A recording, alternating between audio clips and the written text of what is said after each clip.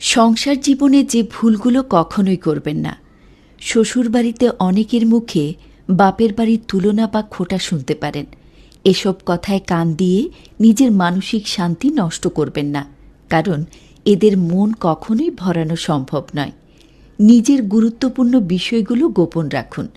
আর শ্বশুরবাড়িতে আপনার পরিবারকে নিয়ে কেউ খারাপ কথা বললে শুরুতেই প্রতিবাদ করুন, নয়তো তারা এটাকে অভ্যাস বানিয়ে ফেলবে। আপনার যে গুণের কারণে বিয়ে হয়েছে, বিয়ের পর যেন তা হারিয়ে না যায়। অন্যের কথায় কান না দিয়ে নিজের যত্ন নিন এবং নিজেকে আরও উন্নত করুন। স্বামী জান, তুমি কিসের ভয় দেখাও? তোমাকে হারানোর? তুমি হয়তো ভুলে গেছো, জন্ম দেয়া বাবা মাকে হারিয়ে তোমার বাড়িতে এসেছি, শৈশব হারিয়ে বড় হয়েছি, নিজের ঘর ছেড়ে তোমার ঘরে এসেছি, নিজের সৌন্দর্য হারিয়ে বাচ্চা জন্ম দিয়েছি, নিজের স্বপ্ন শখ আশা সব ত্যাগ করে তোমার স্বপ্ন পূরণ করেছি। আর এইসব কিছু দেখেও যদি তোমার মনে হয় যে আমার হারানোর কিছু আছে, তাহলে তুমি বোকা। আমি সব হারিয়েই তোমার বাড়িতে আছি।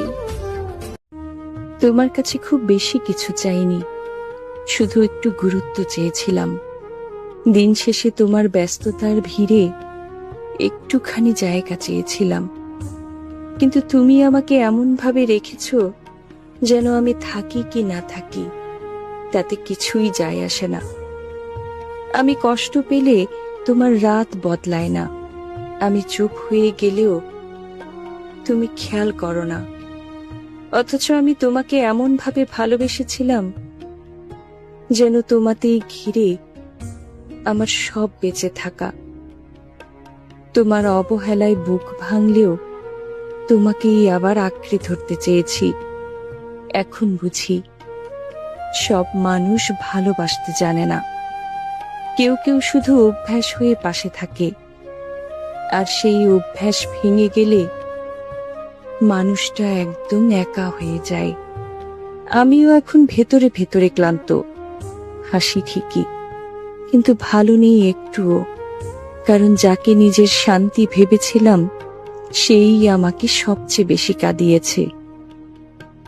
নারীর অসম্ভব ভালোবাসাকে কখনোই তার দুর্বলতা ভেবো না, কারণ নারী যেমন তার শখের পুরুষকে চুলের খোপার মতন শক্ত করে বেঁধে রাখতে জানে, আবার মন থেকে উঠে গেলে সেই একই পুরুষকে খোলা চুলের মতন ছেড়েও দিতে পারে। কত যত্ন করে বড় করে তুলছি তোকে, কিন্তু একদিন তোর প্রতি আমার কোনো অধিকার থাকবে না। কোনো একদিন আমার মন খারাপ কিংবা অসুস্থতায় তোকে আমার কাছে রাখার জন্য কত মানুষের অনুমতি নিতে হবে। একদিন চাইলেও আর তোকে আমার কাছে পাবো না। মেয়েদের জীবনটাই এমন, মেয়েরা চাইলেও কখনো নিজ স্বাধীনভাবে চলতে পারে না।